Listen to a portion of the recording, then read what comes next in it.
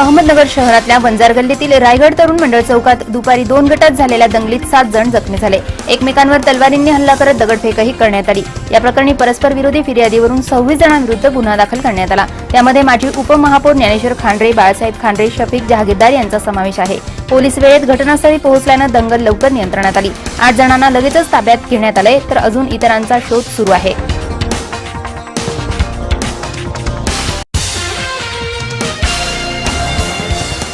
पिण्याच्या पाण्याच्या टँकरसाठी जिल्हा प्रशासनानं सलग दुसऱ्यांदा निविदा मागवल्या आहेत। निविदा सादर करण्याची 21 जानेवारीपर्यंत मुदत आहे। नवीन निविदा प्रक्रिया पूर्ण होईपर्यंत सध्याच्या ठेकेदाराला मुदतवाढ देण्यात आली आहे।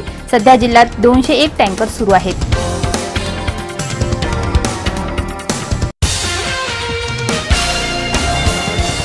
वसंतदादा शुगर इन्स्टिट्यूटच्या वतीनं देण्यात येणारा यंदाचा उत्कृष्ट तांत्रिक कार्यक्षमतेचा तृतीय क्रमांकाचा पुरस्कार संगमनेरच्या सहकार महर्षी भाऊसाहेब थोरात सहकारी साखर कारखान्याला जाहीर झालाय।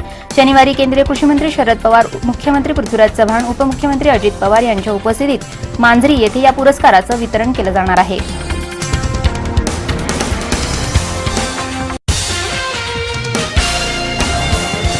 राहुरी तालुक्यातल्या सडे शिवारात बिबट्यानं गेल्या काही दिवसांपासून धुमाकूळ घातला असून सायंकाळी येथील धोंडे वस्तीवर या बिबट्यानं 2 शेळ्या ठार केल्यानं परिसरातल्या शेतकऱ्यांमध्ये घबराटीचं वातावरण पसरलं आहे।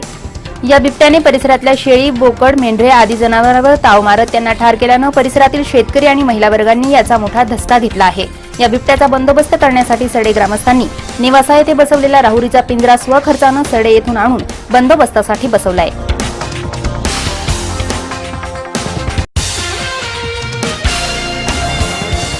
पाण्याच्या टँकर चालकाजवळ बसलेल्या वृद्धाचा टँकरवरून पडून मृत्यू झाल्याची घटना संगमनेरमध्ये घडली। वडगाव-पान तळेगाव रस्त्यावरील निळवंडे शिवारात दुपारी हा अपघात झाला। त्यामध्ये शिवाजी निवृत्ती रहाणे हा वृद्ध जागीच ठार झाला। या घटनेनंतर चालक रामदेव रहाणे फरार झालाय।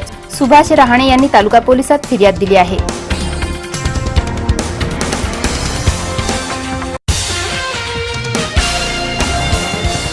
साईबाबा समाधीच्या दर्शनासाठी यंदाच्या वर्षी सरत्या वर्षाला निरोप आणि नववर्षारंभानिमित्त 22 डिसेंबर ते 1 जानेवारी या कालावधीत साई भक्तांनी मोठी गर्दी केली। या काळात 6,08,433 एवढ्या विक्रमी साई भक्तांना साईबाबांच्या साई प्रसादालयात प्रसाद भोजनाचा लाभ मिळाला। साईबाबा संस्थानच्या वतीनं नाताळ सुट्ट्यानिमित्त भाविकांची होणारी संभाव्य गर्दी लक्षात घेऊन अतिरिक्त भोजनाची व्यवस्था करण्यात आली।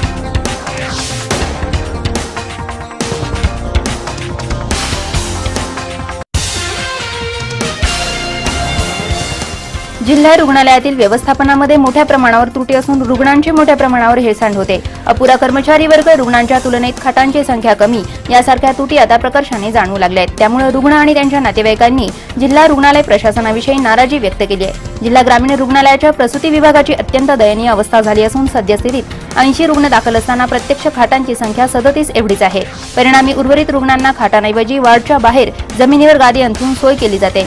प्रत्यक्षात प्रसूतीसाठी आलेल्या महिला रुग्णांना खाटेवरील बिछाण्याची नितांत गरज असते। नेमकी हीच उणीव या विभागात जाणवते। याविषयी कर्मचाऱ्यांना छेडलं असता त्यांनीच प्रशासनाविषयी नाराजी व्यक्त केली आहे।